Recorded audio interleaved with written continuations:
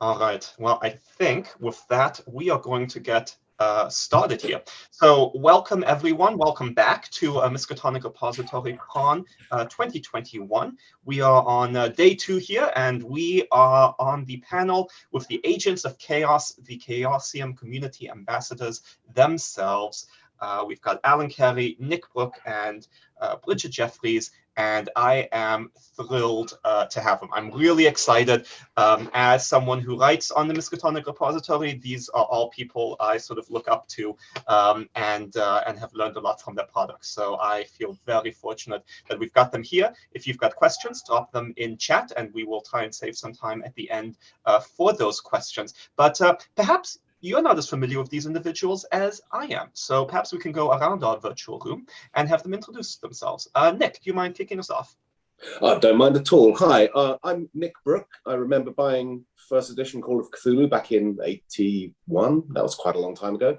But I don't mostly play Call of Cthulhu. Most of my life is given to RuneQuest. I just help Call of Cthulhu folks with stuff like moderating news groups where people sometimes don't follow the rules, and helping them get their excellent Miskatonic repository community content stuff into print-on-demand form, because that takes a non-Euclidean brain, and fortunately I was given one of those, and also advising people on stuff like marketing, because once you've made your scenario and you've put it out there, if nobody knows it's there, you don't sell any copies, and then I don't get to help you make the printed version, and everyone's upset. Whereas if I help you get it all out there in people's faces, then life is good. So yeah, sell your work, please. That is a powerful introduction. Allan, do you mind trying to follow that? I'll give it a shot, hey? Hi, everybody. I'm Allan Carey. I'm one of the Chaosium community ambassadors as well, and I am an engineer and a carpenter by trade, but a nerd by choice. And I also run a creative business in Australia called Type 40, where we build physical and digital in-world artifacts for Call of Cthulhu. Call of Cthulhu is my everything. I'm an absolute diehard and I love it to pieces. And I'm very pleased to be here today to talk to you all about the Miskatonic repository. And Allan, I'm going to call you out, but I understand that in the not too distant past, you have been the recipient of certain awards. Do you mind sharing that information with everyone? Well, really, we should start with Gold Award. Nick Brooke won a Gold Any Award for his community content. His community content. Yeah. But sadly, there is no Cthulhu in here. There is some brain warping terror and otherworldliness, but no specific Cthulhu. Sorry. We'll do that next, maybe. And yeah, so recently I won the Silver Award for Best Organised Play, which is essentially community content, written scenarios. I won that for the scenario, which is part of the Seeds of Terror range, which I write on the Miskatonic repository, called Hand of Glory. And I'm very pleased with that. That's quite a moment. And Allan, I'm going to call out one more thing about you, which is a couple of years ago, as part of the prop making you were talking about, I believe you won some kind of Australian award, maybe? Yes, I also won Best Art in a role-playing game in the Australian Role-Playing Industry Awards in 2019, I think, called Arpia, which was the inaugural event, and I got it for a physical prop for the Disc of Roulier for the old school, and one of my favourite campaigns, Shadows of Yog-Sothoth, and is big physical 3-part solid metal disc, which came in a sealed wooden box with Elder Sign wax seals on it that you had to break to get into. And if you'd played Shadows of Yog-Sothoth, then you would know that the Disc of Roulier is the 3-part MacGuffin, which I'm not really spoiling. It's been out since 1982 or 1980 something. So anyway, yes, thank you very much. I did. Multi-award winning Call of Cthulhu dude. Well, and if you are not convinced yet that our panelists have the goods to help you out, we're going to close things out with Bridgett. introducing herself, please. Why didn't I start? Why did I have to follow that? I have to follow 2 Annie Award winners, an Australian art winner, like the guy who puts everyone in the print into my... Hi guys, I'm Bridgett. And to answer your question, Bridgett, it's because I know you can. I love the grounds you walk on, Heinrich. I really do. Hi, guys. I'm Bridgett. I am the newest Chaosium community ambassador, mostly specializing in the Miskatonic repository. Despite the fact that Nick and Allan might not feel this way, I kind of feel like I'm their kid sister because I'm constantly running around them like, Allan, is this right? No, it's not. Okay, should I ask Nick? Or I have both of them on the thread like, Nick, Allan, I don't... can I just scream? So anyways, I love you two so much because I'm still new and I'm still learning. And I had a conversation with Allan when I was first onboarded, and he asked me a really amazing question about how I was going to approach my ambassadorship. He said, what is going to be your niche? What's going to be your lane? What is it that you're bringing? And Allan, I don't know if you remember this conversation, but I remember sitting in my living room in Ohio while you're in Australia, kind of being intimidated and going like, what can I bring? Because I don't have the compliance background. I don't have a lot of the formatting background. I probably will never be good at print on demand. Thank God I have Nick Brooke in my back pocket. So the one thing I've leaned into is my accessibility and trying to be enthusiastic and as encouraging as, thanks, Nick, and as motivating as possible. So I am the you can do it, and here's how. And then if you ask me anything with any degree of specificity, I'm going to call on one of my big brothers. Brilliant. Well done. Thank you, Bridgett. So I think everyone, given that this is MRCon, sort of is pretty familiar with the repository. But just in case there are some folks watching who are not familiar with it, Allan, could I turn to you to tell us quite basically, what is this thing that we're all talking about called the Miskatonic repository?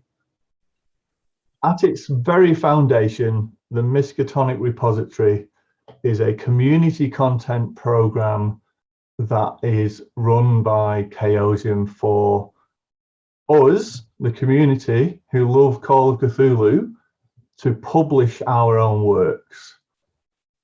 That's it at its very core. There's more to it than that, which I'm sure we'll get into. But it's the place where we, who've never written before, can take our ideas and passion, and we can have them published, and we can even make money from them. And Nick, so that we cover the field, because we definitely want to take advantage of the expertise that you bring, and you work in this area as well, as you mentioned, but you are also involved in another community content program, right? That's right. I'm mostly Chaosium's representative for the Johnstown Compendium, which is it's the kid sister of the Miskatonic repository. Miskatonic has been up and running for about 4 years now. Johnstown Compendium only got going in December 2019, so it's coming up to its 2nd birthday, which will be very nice. There will be cake, I'm sure. And well, I imagine you'd be having brilliant parties. I would love cake. I'm just saying. I just didn't know there was going to be cake. There will be cake. There will be cake. But yeah, so over on that side of things, I mean, my background in getting stuff into print for RuneQuest goes back to the 1990s. I was involved in a fanzine called Tales of the Reaching Moon, which published a lot of stuff back when Avalon Hill was not, and before Greg Stafford had found his own feet and started doing stuff. But that's not about Call of Cthulhu, and I'm very happy to focus on Call of Cthulhu tonight. Excellent. And just so, sorry to interrupt, but just so everybody knows, the community content program from Chaosium, it's not just Johnstown and the Miskatonic repository, there's 7th Sea as well on there. And of course, you know, there'll be Pendragon as well. So the Chaosium really encouraged the community to create playable content for each other and for the general public to dive into for all of their...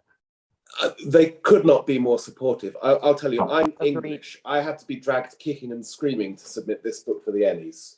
Mob twisted my arm, so it was, okay, I'll submit it. It was really painful, but we did. Hey, I'm quite glad we did. Gold winner.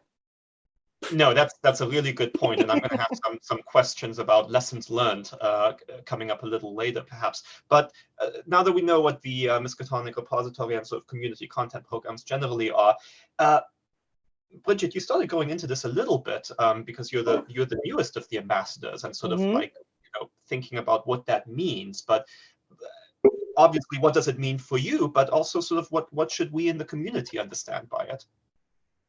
So I think one of the biggest things, and this might not be what people are expecting, but when you're approaching or you're considering publishing for the Miskatonic repository, I would say the biggest thing that you need to leverage, that you need to lean into, and that you need to embrace is the fact that there is a lot of help out there. There really is. Now, I could send you to the Drive-Thru-RPG Miskatonic repository page where you can read the guidelines and the restrictions, the things you can do, this beautiful FAQ that my big brother's put together. I could send you through the nitty-gritty on that. Or I could tell you to do exactly what I did, which was to ask a lot of questions. Ask all of the questions. Contact a current creator or one who is getting ready to be creator. Contact one of these 3 amazing community ambassadors. And then at some point, we will make sure that you get a link, if you don't already have it, to the Miskatonic Creators Facebook group on obviously Facebook, where there's just like a hub of all us moving around. So Heinrich, I don't know if that's the question you were going for. I could go into, you should consider this, or maybe you should plot this, or maybe you should know what you're allowed to do and what you can't do. I believe that's my question after the next question. I'm skipping ahead. Sorry, I love you. It's quite all right. I'm excited by this topic, but one of the things I have wondered in seeing all 3 of you in action is very briefly, maybe one of your origin stories. How did you become an ambassador for this community content program? I'll open it up to anyone. I'll kick off with this one then. I've been creating RuneQuest community content since early 2020. I brought out our book. I brought out my first scenario, our first team book, our second team book. I helped some other people with their books. I helped other people with their books. And Chaosium kind of noticed, because they're friends of mine. I've known the guys running that business for donkey's years. And eventually they said, stop it, Nick, stop. Here, have a Greg Stafford Memorial Award, and you can now be Nick Brooke at Chaosium.com. And that's all I really wanted. And then they said, and you get a plush diplomatic appointment, all the Ferrero Rocher you can eat. And because I'm a diplomat, I get to deliver ultimatums and declarations of war. People forget that. They think it's all about being polite to foreigners. No. It's much more powerful than that. So yes, one of these days I'll get to end the world in a manner of my choosing. But until then, that's how I got myself a Chaosium email account. Excellent. But Allan, what is it that you actually do? Because I have known some diplomats, and some of them don't do very much. Some of them do a lot. Tell me about what does it mean in terms of your roles and responsibilities as one of these agents of chaos? Well, of course, being in Australia, my diplomatic papers were delivered by kangaroo in a jar of Vegemite. And I opened them up and it said, hey, would you like to be a community ambassador for Chaosium? And of course I said yes. And what and Bridgett was saying earlier, what's your niche? What do you do? Like, Nick's fabulous at print on demand. He's superb at guidelines. He's great with advice. He's superb at branding. Bridgett is just amazing with the community. But I found my niche, I think, in encouragement and helping with resources. So I will spend a lot of my time looking through the Miskatonic repository, looking at new titles, just having a check for people to see whether they're following the guidelines quietly in the background. I might just nudge somebody to put a logo in here or there. But that's kind of the workaday stuff. Some of the things that I enjoy the most, though, is chatting with the community via the Facebook group or privately.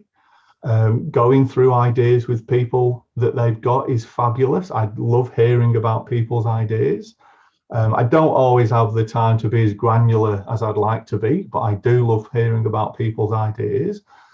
Because as Bridgett said earlier on, you don't always think that what you've got is good, and there can be some self-doubt slipping there. But honestly, everything I've ever heard has been really good, and some tweaking may have taken place, but the community is full of really creative people.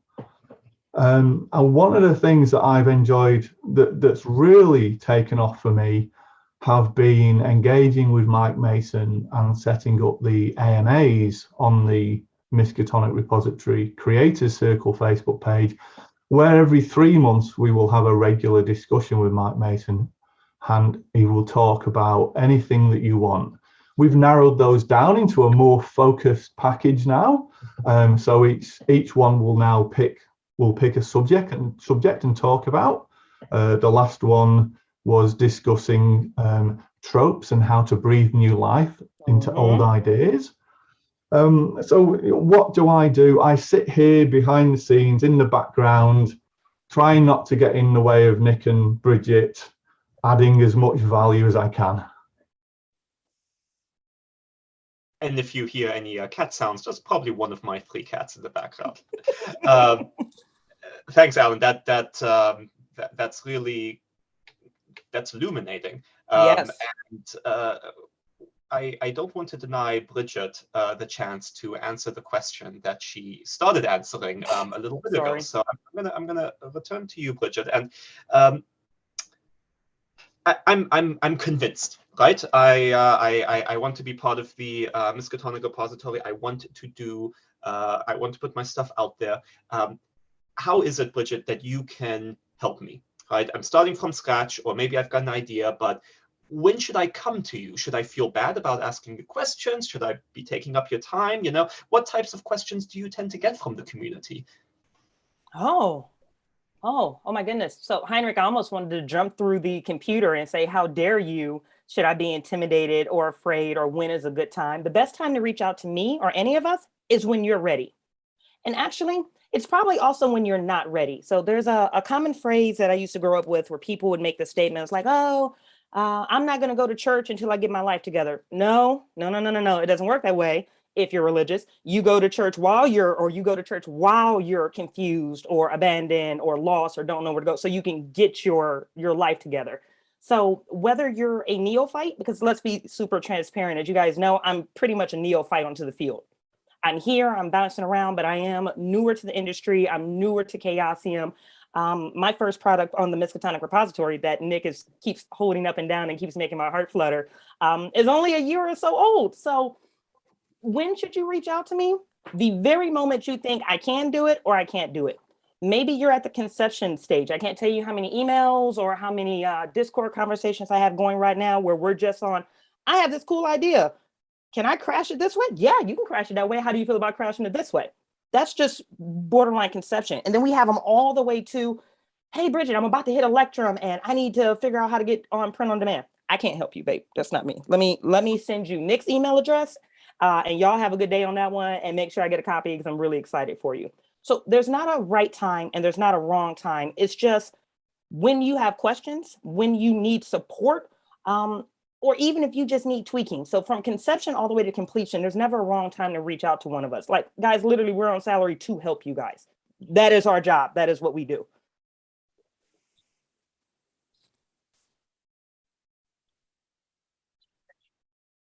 It's still muted. It's hilarious, really, isn't it? The amateurs. Oh, there we go. Yep. I thought it was my connection. I was like, oh, shit. No, it's amateur hour here. You've had a long con, babe. I have, but that's all right.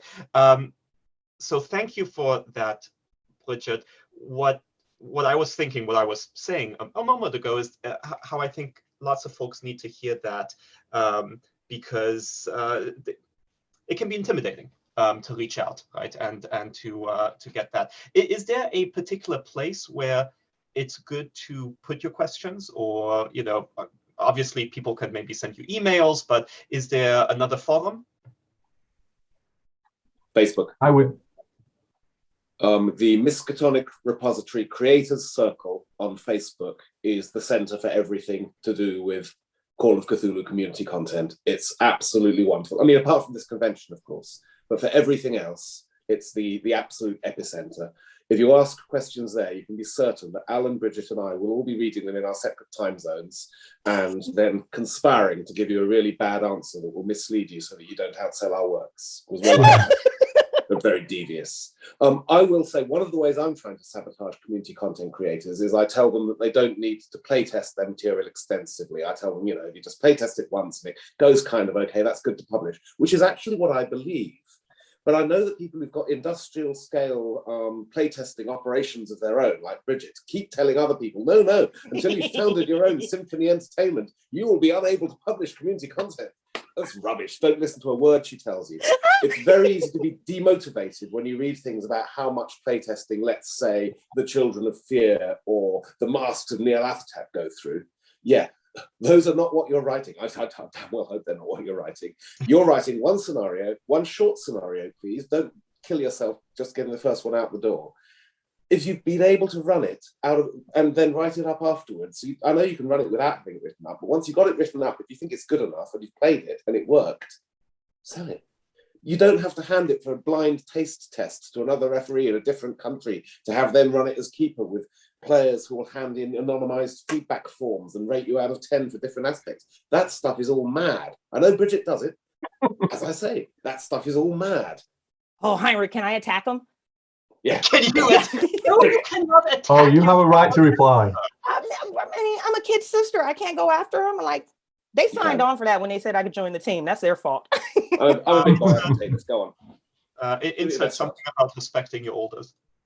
I think there's something about that. So, in a playful attack against Nick, but also a great point that he brings up that I do want to articulate to anybody listening who wants to be a community creator, there is no one right way to do it.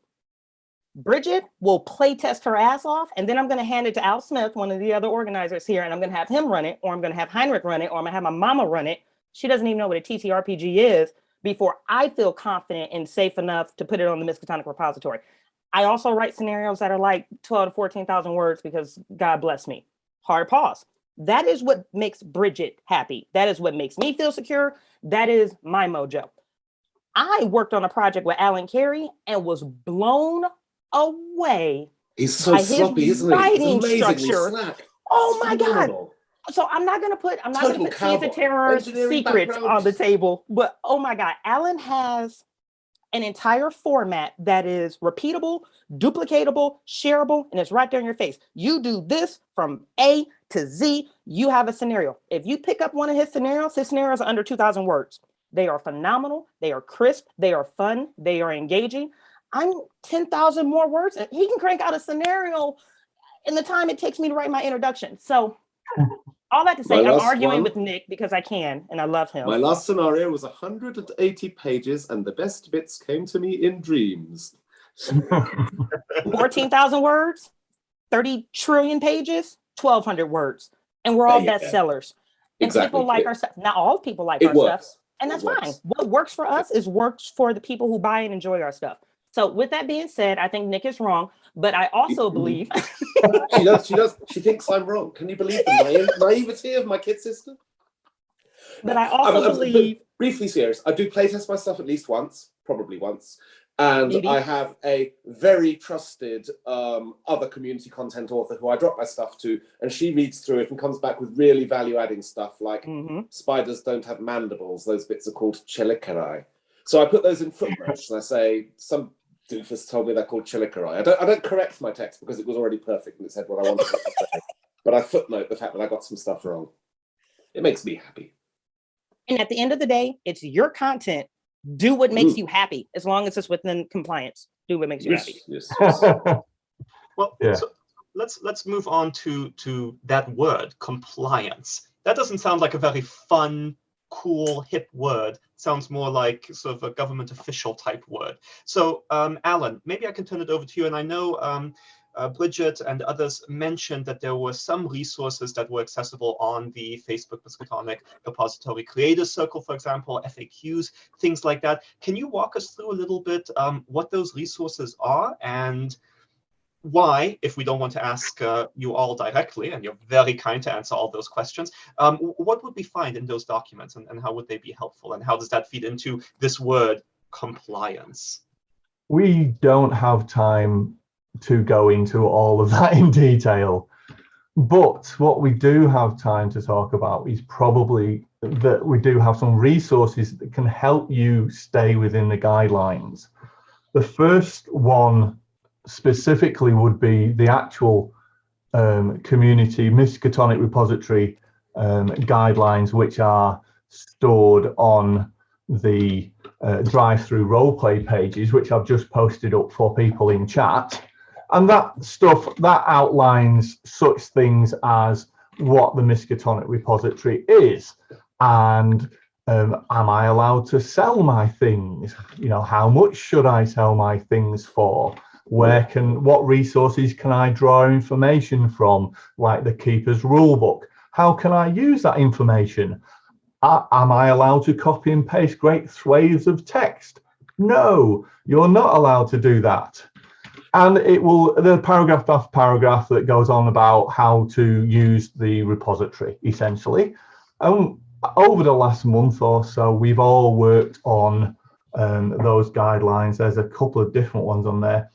And to help the community in general, we've created an FAQ or a fact, depending on which side of which hemisphere you're from, which is up on the Miskatonic Repository Creators Circle Facebook page, and that has a little bit more granularity to it. But essentially, what compliance boils down to is just try and play within the brackets of those guidelines and the FAQs, and you're going to be okay. You know, if you're producing work on good faith, you're going to be okay. If you find yourself writing a scenario and you find yourself asking yourself this question, a question similar to this, I wonder whether or not it would be okay if X killed B. If you find yourself wondering in your heart and asking yourself that question, the answer is probably no, because you've probably already guessed it's wrong. But that's next step would be probably to come and talk to one of the ambassadors, and we can help guide you through those guidelines. Without going into sort of super deep granular detail, Heinrich, that's probably the best way I can put that. Nick's got some great information about this. I'll chip in with three little things to add on there. The first is that the FAQs for Miskatonic and Johnstown are very similar, except that some of my sarcasm got cut from the Miskatonic one. So if you want to read vigorous attacks on your personal integrity, check out the end of the Johnstown Compendium, where I start getting actually quite rude to people who ask the kind of questions that people ask me in bad faith. So yeah, I enjoyed that bit. It's when people read the rulebook and they can't resist, because that's the kind of person they are. They look at the rulebook and they think, oh, if I steered my thing very carefully between these two clauses, could I get away with doing something I'm obviously not meant to do? And the answer is no, you can't. I'd say that a couple of things that we do get questions about, which are really good questions, and they're interesting questions, and we do have pretty clear answers for. One is, can I write a scenario where the players are playing as demented cultists worshipping a non-human entity and attempting to bring out around the end of the world through mass human sacrifice, destruction, and amoral acts? And the answer is no. And the reason really is just the Chaosium has a reputation we want to protect. And one of the ways we protect that reputation is by not allowing any random person off the street to publish stuff under our brand in which players are actively encouraged to act the part of insane, evil people. I know that there are other role-playing games out there that have fewer qualms about encouraging that kind of thing. I mean, you may be thinking of vampires and werewolves and goodness knows what else there is, but that's not the space we want to be operating in. And killing their inhabitants willy-nilly.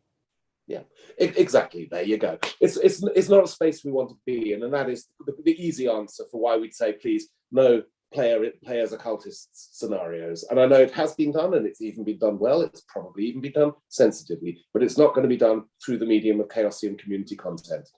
The other one that people ask about, and I know we have all the fields for this, is when they say, I'd like to write a historical scenario, and there's a historical personality that I'd like to put in this scenario, except that this is the bit where I'm going to reveal the true horrible secrets behind the facade of virtue that we all put. And hang on, maybe don't do that. And the way I think of this is that, like, if you were going to put on a TV program, primetime TV program, showing a historical personality as actually being a monstrously evil creature who was into all kinds of bad stuff, Probably you wouldn't be allowed to do it because it would be in very bad taste. What you could do is you could come up with a caricature of them or an obvious, easily recognized, based on, derived from, this is our story's version of Aleister Crowley or whoever. We'll call him Cralister Owley. Everyone will see what you're doing, but you aren't giving somebody who plays your scenario or reads your scenario the false impressions about history. And I mean, Chaosium did that themselves in the early days. The Silver Twilight is obviously the Golden Dawn. They are identical, and the more you know about the Golden Dawn, the more you will realize about how the Silver Twilight operates. But what we aren't doing is publishing a book saying this is what the Golden Dawn did. They were all about summoning Yog-Sothoth and destroying the world. Well, they probably were, but we're not going to put that in print because then they'd get us. So that's my take on the historical characters. It's great. The historical accuracy, the setting is something a lot of people get a lot of fun out of. But this is the place where you just try to be careful because, you know, just dick around for the sake of it, really. And then Heinrich, may I jump in on that one as well? By all means. I think Nick made a brilliant point on his second of his 3 points when it comes to the compliance that Allan kind of led into. And there's just 2 things I want to cement into anyone listening or anyone that's considering for the community content program. Chaosium is allowing us to ride on their license for free. We don't have to buy the license. We don't have to apply for it. They're loaning us out this license for us to be able to put our imaginations on paper, to even make money of it. There's one of the, well, I won't say the individual's name. There's a person that's close to us in the community content that the Miskatonic repository literally pays their rent each month. Like, that's a big deal. Like, their community content is paying their rent. And it's because Chaosium is affording us the option or the opportunity to ride on their license. But that comes with rules because this is a company and they have things to protect. They have items that they have to keep in place. Heinrich, you're a lawyer. I don't even have to tell you that. But the second thing I do want to at least note to you guys, if at any point you get an email from any of us saying, hey, so we read so-and-so, X, Y, and Z need to be addressed, please just address X, Y, and Z. It looks good on your part. It keeps you in compliance. It keeps you moving forward. And it just stands you out as a person, because I was on that other side of that where I got an email from Allan. I was about to say, Bridgett, why do you have any personal experience? Yes, I have received an email going, hey, listen, so you read the rules. I'm glad you read the rules. That's great. You are flirting so close to this line that it's making us uncomfortable. So can you fix that? And I was like, are you kidding me? You're going to let me keep it up? I just have to fix it because oh, yes, sold. So in the event that you get an FYI from one of us, please don't take it as it's the end of the world. You're a terrible writer. As Nick said, like, hey, Chaosium has rules, regulations, expectations, PR, marketing, blah, blah, blah, that they need to protect. They're just making sure that that bubble can extend to you while we're riding on their license. Yeah, our job absolutely is here. We are here to help you sell your stuff and to make it as good as it can be.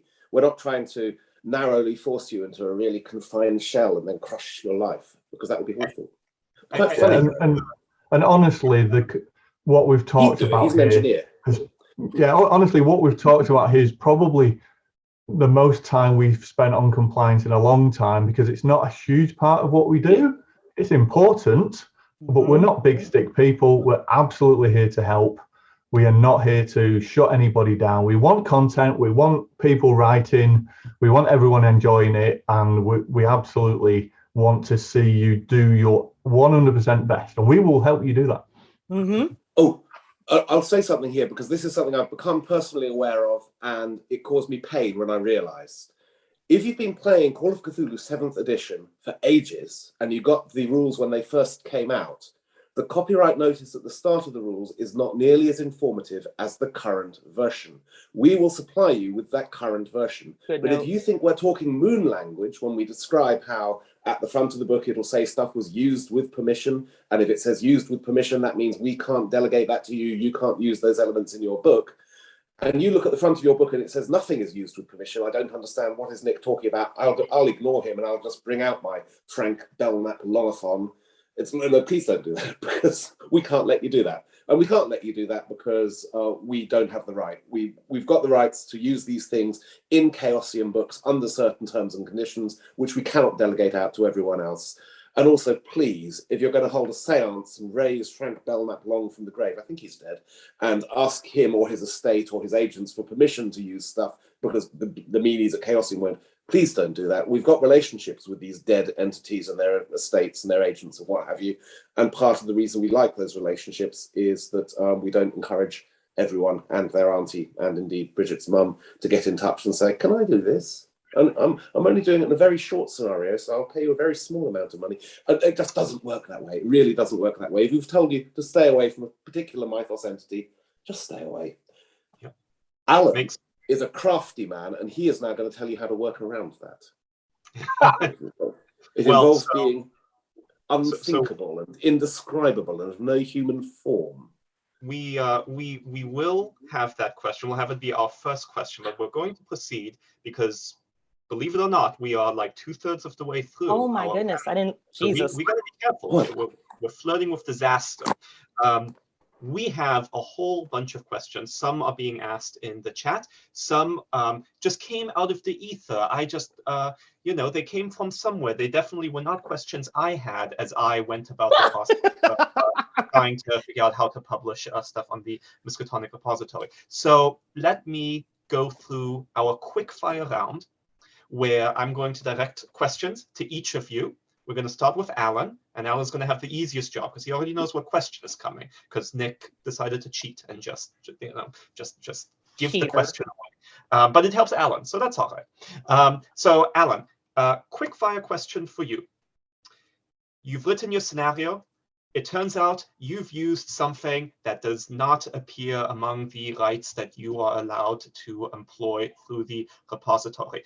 Your scenario is pretty much written. Your monster is there. Maybe it's a Hound of Tindalos. Maybe it's something else. And now you are wondering what to do, and you get a frantic email. What tips do you have for that person? Make your own monster up. Create your own content. Be your own hero. Take out what you can't use and put something in of your own that suits your story, and I will thank you for it. And it can be something else that does the same thing and acts in the same way as something you're not allowed to use. This is the thing. Yes. Scooby-Doo never actually defeated Cthulhu. We all think he did, but actually he went up against Char Gargothicon. Same difference. Nick, you just keep helping Allan out here. I like Allan. So, Nick, next question is going to come to you. Can you tell me what and about product branding?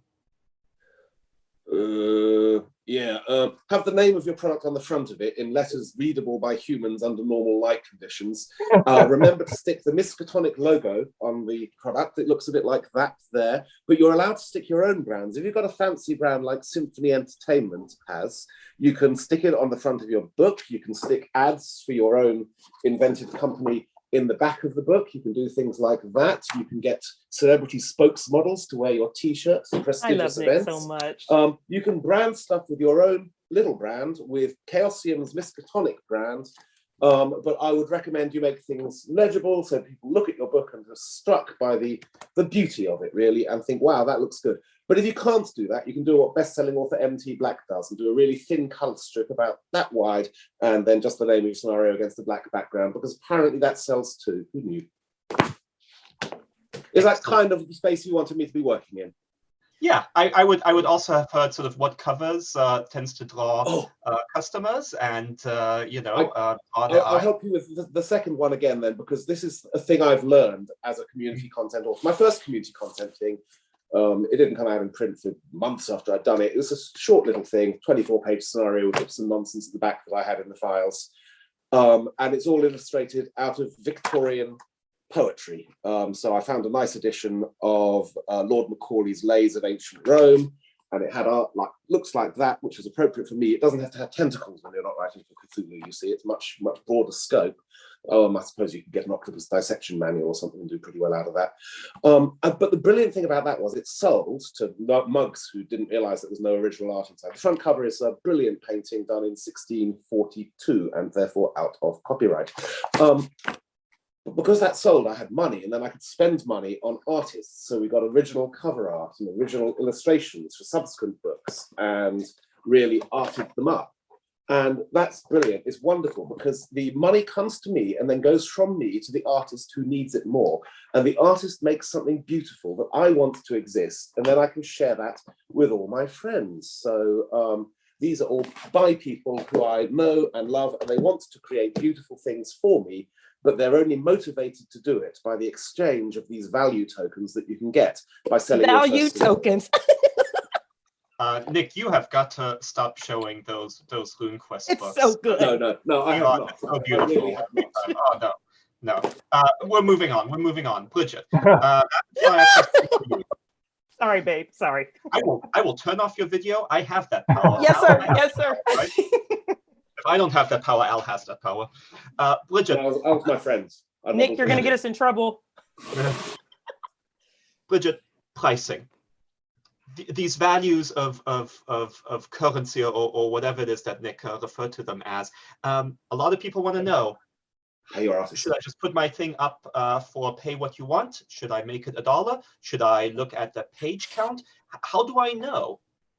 Oh, Jesus. So this one is such a weird one. And I have a super quick. Somebody, because for whatever reason, I can't think of it. It might be because I'm convention tired. What is the standard thing I'm always saying? Is it 10 cents per 10 pages, a penny per page?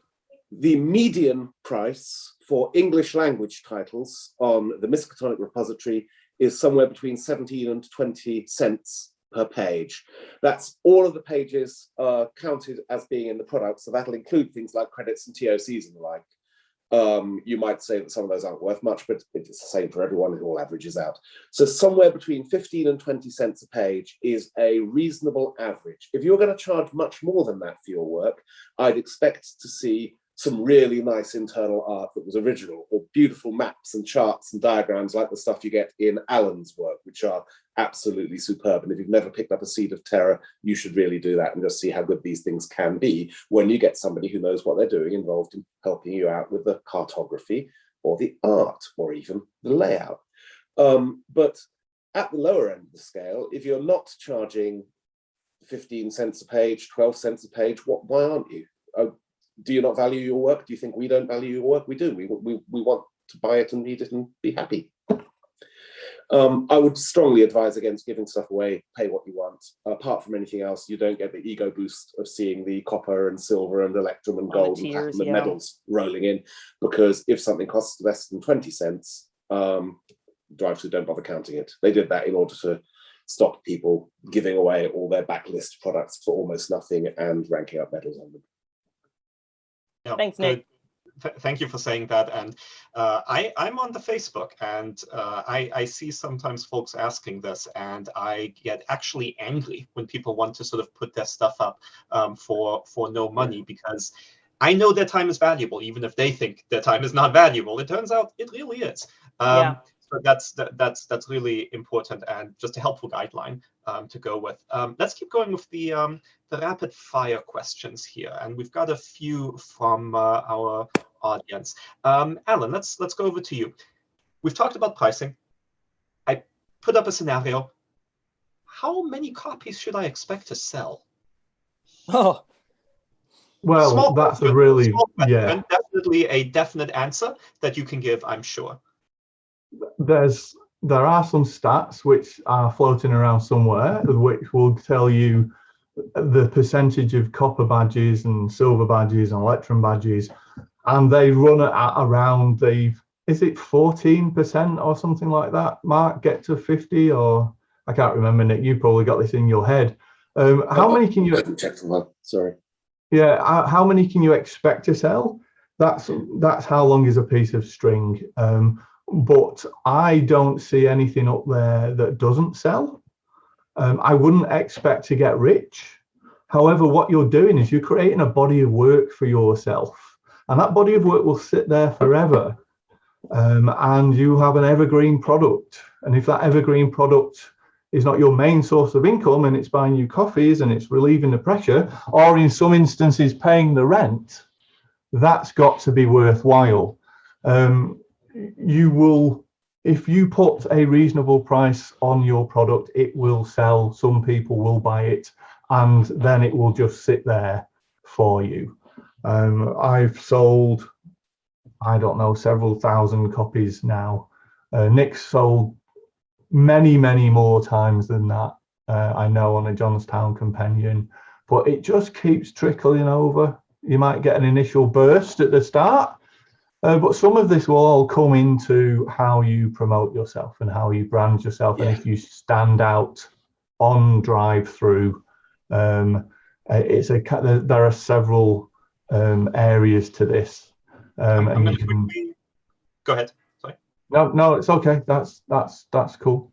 No, I realized that Nick was going to jump in, and I thought, no, I will head off that man. I will head off Nick. Very wise. I'm gonna send the next question your way, Nick, which is, how can we get that number up as an individual? In other words, you talked a bit about sort of the covers and things like that, but what else can I be doing, right? My scenario is out there, or maybe I'm about to. What should I be doing if I care about the number of sales?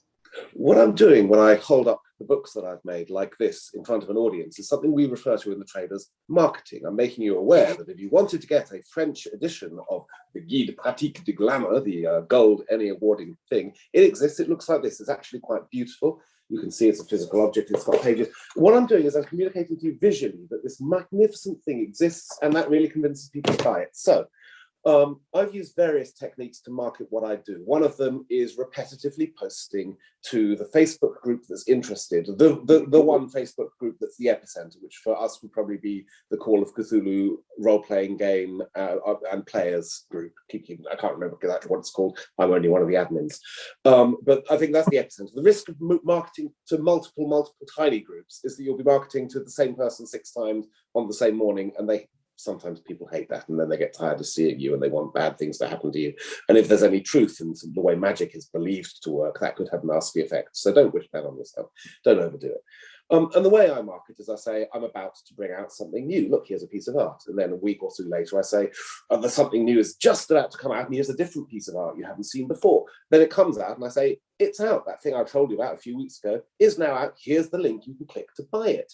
And the clever thing is, I add what's called an affiliate marketing code to that link, which means if anyone clicks my link and goes to DriveThruRPG and buys stuff, the great and good at DriveThruRPG say, oh, thanks, Nick, for sending this customer our way. Here, have 8% of what they just spent at the store. And over time, that adds up. On average, I make $100 a month in referral fees from DriveThruRPG, not just for my stuff, for everyone's stuff. If you ever wondered, why does Nick bother maintaining the Miskatonic repository catalog? That's part of the answer. Anytime you use the catalog, find a scenario and buy the scenario, you're chucking some of the money you just spent, doesn't go to DriveThru, it goes to me. And I say, thank you very much. Cheers. How else can you market? You can market through slideshows. I produce a single slide with a bunch of review quotes and say, here's my book, here's a tiny.cc link to the web page, which includes the affiliate marketing code in the link you're going to, so that nobody can get away from it. I remind you how many pages it is, how much it costs, and I put in a splash quote from somebody's review. Now, I'm very honest. I will put in a splash quote that actually reflects what they said, the words they used in the review with their normal meaning. I don't have to do devious cinema-style advertising where you say, you get a review that says, is this the best the Scottish film industry you can do? And you cut off the first 2 words and put that on the poster, which actually happened. I thought it was admirable, but that was bad marketing. I'm only wanting you to do good marketing. What else can you do? You can make videos talking to camera. I'm talking to a camera now and I'm holding up books. And the reason I'm doing it so professionally and everyone out there is taking notes of what I'm saying is because I've got practice doing this. And if you go to my YouTube channel, which I urge you not to do unless you're interested in the things I have to say, you will find videos of me holding up books and flicking through their pages and talking about what went into them and why. And you'll find other stuff as well. Sometimes I'm reciting poetry or telling folk tales. God knows, what's that man get off? The other thing I've done that I really enjoy doing, and I don't know if it sells much, but it's great fun, is making animated slideshows that flick through the art and the contents of a new book with beautiful music playing in the background. You can very cheaply pick up a piece of music online that will say, you can use this for one advert, one YouTube advert, you can use our music in it. We've picked up some nice stuff. And so I've done one of these that's for the Sandheart books. They're an excellent series of 3 books. We've got gorgeous art for them, painted covers and loads of interior stuff, some of it in lurid Technicolor, you never know. And the slides just run through that. But I think the most fun is just getting in people's faces and say, look, I made this book's good. In fact, this book's just sold 51 copies, which means it's now a copper bestseller. Did I remind you what the name of the book was? Here's what people have said about it in their reviews. I'm actually insufferable at the moment because I've just had a new thing out. It's 180 pages. It's really good. If you're playing RuneQuest, go and buy Black Spear. It's brilliant. But I'm telling people, look, guys, it was my birthday. I know you forgot to get me a present, but what you could do is buy my book and leave a rating and or a review on DriveThruRPG. So it's been out a fortnight. It's got 20 5-star ratings, more than a dozen rave reviews, including some long ones and some that aren't from my friends. And it's been very gratifying. But that's a lovely springboard to take this book onwards to greater heights. It's sold more than 180 copies now in a fortnight, and greater things are ahead, I'm sure, because the print version should be out in a few weeks. You know, Nick, I like heard the middle of what you said because I was just writing over and over again, do not visit Nick Brooke's YouTube. Just Very over wise. and over on my page. It's like The Shining. And really fast, I know we're close on time, but just to jump on the back of what Nick said, if you're not as intentional and amazing as he is, be lazy like I am and jump your ass into somebody's bundle. Those bundles will, listen, they may not pay much because they're discounted and you're sharing royalties, but the numbers crank really, really fast. The only reason Sorrow and Sabo made Electrum was because it was sitting in the Halloween bundle, and I'm hoping Carousel of Fears does the same. So go hop in somebody's bundle or go make a bundle. Bundles are phenomenal. Yeah, also Sorrow was a really good scenario. But well, thanks, Dave. I appreciate it. So I'm going to open this up. We're going to close out our lightning round because we are getting close to time. I've got one more question for all of you, and then we'll go around the room for words of wisdom. We have so many more excellent questions, but the one that I hear a lot and I see also in the chat is, what would you love to see as a new product or a new scenario?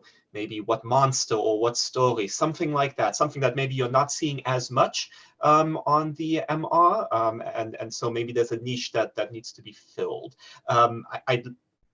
Me too, you know, add me to the list of people interested in this question. And you know, I've put Nick on the spot a few times. Let's start with Allan.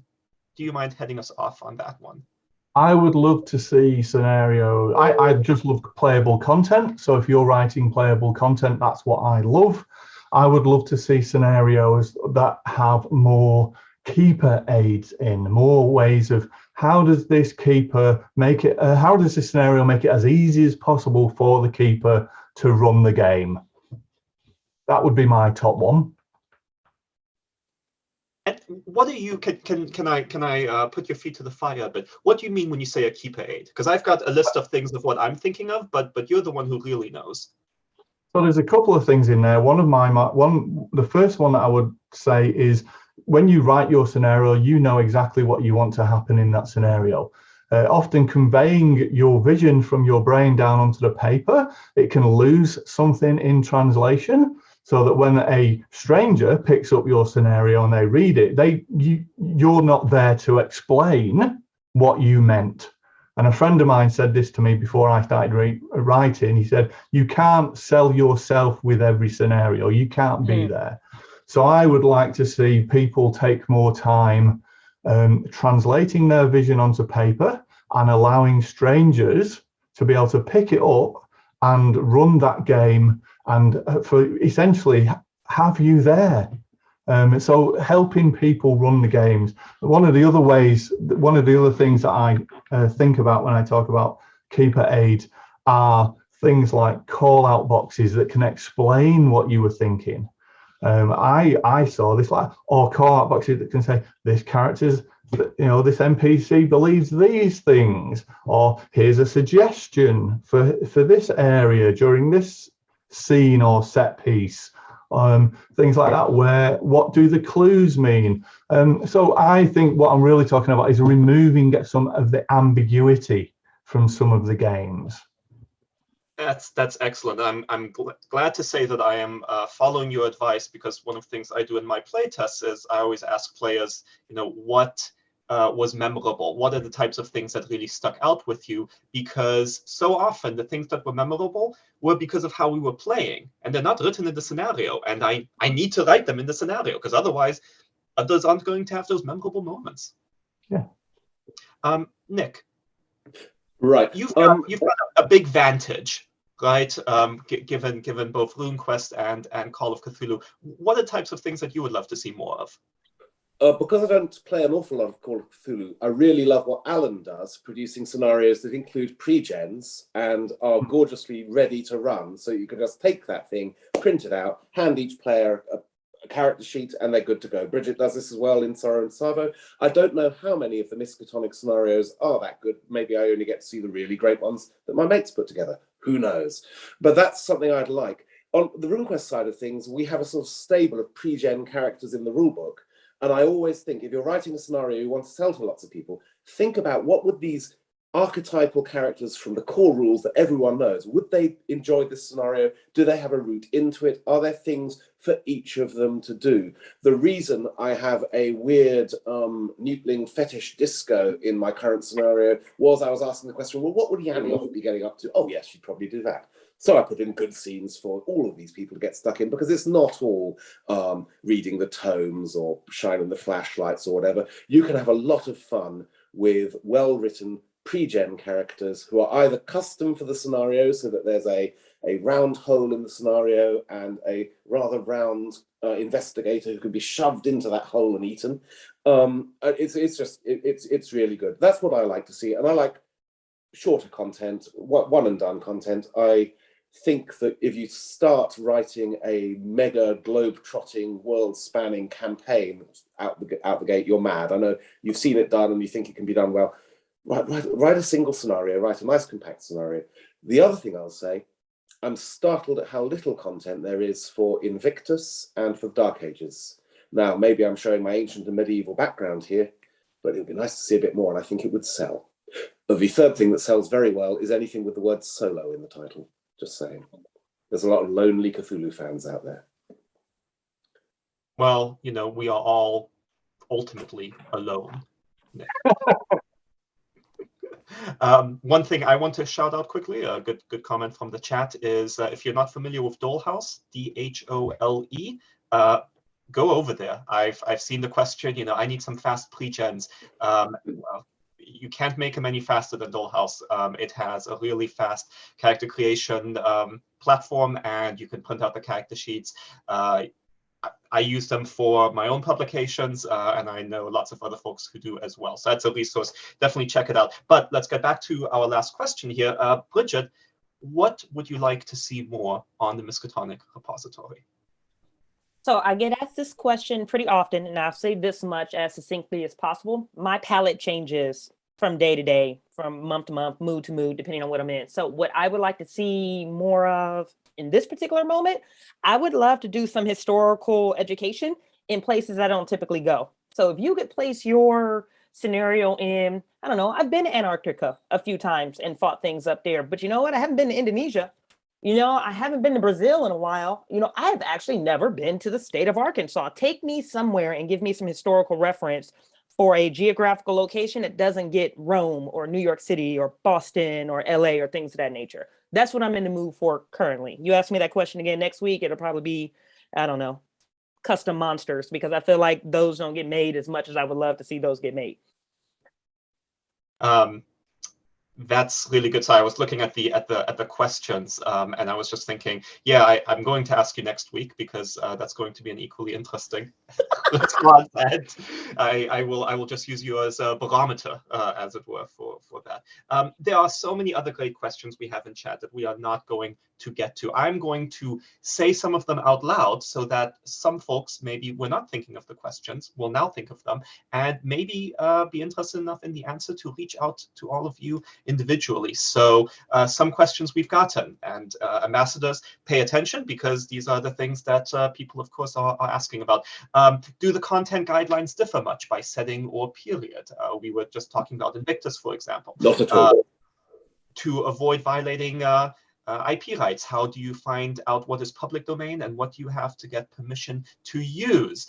I can tell you there is some of that in the FAQ or the FAQ, again, depending on which part of the world you're in.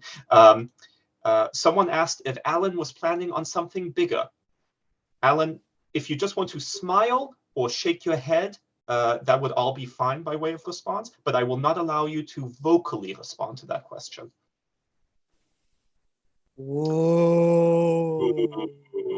All right, so now we're going to put Allan off of mute so he can talk, so that you can do one final go around, please, because we are at time. Unfortunately, we are recording this, so tell your friends, they can see it. But final words of wisdom or anything you just want to share with the community. I know you all know how amazing it is, but would love to hear from you. And let's start with Nick. You're in the top left for me, so beginning of the virtual room. Nick.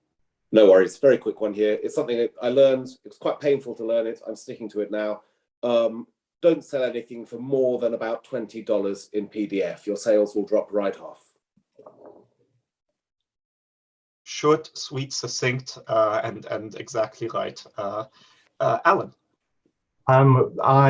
Shameless plug on the 18th of this, basically tomorrow, my company type40.com.au over in Australia, we launch a brand new, officially licensed Call of Cthulhu product, digital gamer prop sets, which you can find out all about here. I've just dropped that link into the chat.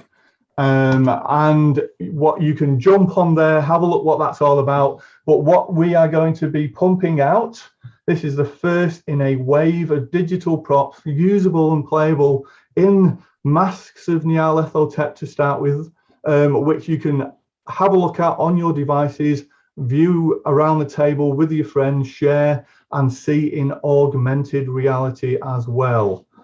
That's my big shameless plug. Other than that, find me on the Miskatonic repository, Creators Circle, and hit me up. I'm always up for a chat. That's marketing. Well done. That was very good. Yeah. Show us how it's done. Oh man, I am not going to click that link, but I encourage everyone else to. Don't click the link and don't go to Nick's YouTube channel. You've got a Yeah, list of don't. That's Don't. yeah, do not do these things. Bridgett, you're going to have the last word from the ambassadors. What would you like to share? Last word from the ambassador is stop sitting on your creativity. Chaosium wants to see your stuff. That's why the community content programs are rolling out and they're here for you. You're not going to get too many more people that are more approachable than Nick, Allan, and I, mostly because we're in your corner. We want to see you succeed. Nick wants to throw your stuff into print. Allan wants to be able to reference you in the next FAQ. And I just want to go, oh my God, yes, you did it. I think the very last thing I'm going to say, if you are in the early stages of, or even if you're a veteran and like, listen, my last few products just work. The Storyteller Collectors program, the Write Your Own Scenario, is coming back. And we had, oh my God, Allan, what was it, like 60, 70 people? Yeah. Roll out of that 30-day class and have their stuff up printed. Nick is about to correct me on something. No, it was magnificent. Absolutely incredible. I'm working on marketing too. Sign up for that class. Follow the KSM website. Look, Symphony is gonna blabber it anywhere, but you can do it. Don't sit on your creativity. The 3 people, including Heinrich, we want to help you. Creators help creators. You can do it. Just go do it. And we love you. And I will say, in terms of just doing it, the Miskatonic Repository Convention that we're all participating in, it was just a thing that some folks came up with and started doing. So, you know, it's all in your power. Thank you so much, ambassadors. This was incredibly valuable to me, which is the thing I care mostly about. But I'm sure it will be valuable to the rest of the audience. Thank you so much for what you do, and I pity your inboxes for the flood of emails you will likely receive. Which means I'm going to be forwarding all those to Nick and Allan, like, guys. Thank you, Heinrich. Absolute pleasure. Thank you. I look forward to seeing you all on the Miskatonic Repository Creators Circle. The apostrophe is in the wrong place. We do that deliberately to wind you up. Oh, and don't forget about Chaosium Con in April. Oh yeah, well, by all means, yeah, give that a quick plug, Bridgett. Yeah, hey, the inaugural Chaosium Con is going to be happening. Nick, Allan, help me as I'm looking at my calendar. April or something. 8th and 9th. Yeah, the 8th and 9th in April. It is going to be in Ypsilanti, which is basically Ann Arbor, Michigan. It's going to be all Chaosium products, Miskatonic Repository, Johnstown Compendium. All you sexy Chaosium people, come out and meet. Literally, it's going to be like everybody. So yeah, you can buy me a drink in person. It'll be awesome. Given the fact that the world is still like about to end. So yeah, you can hop on Chaosium's website, get more information about that. They do have a listserv set up where you can get more information. But Chaosium Con, April 8th and 9th, Ann Arbor, Michigan. May we all be able to see each other again in person soon. Fingers crossed, Jesus. Thank you, everyone. Please enjoy the rest of the convention. And that's it. Bye all. Bye-bye. Good night, all. Bye.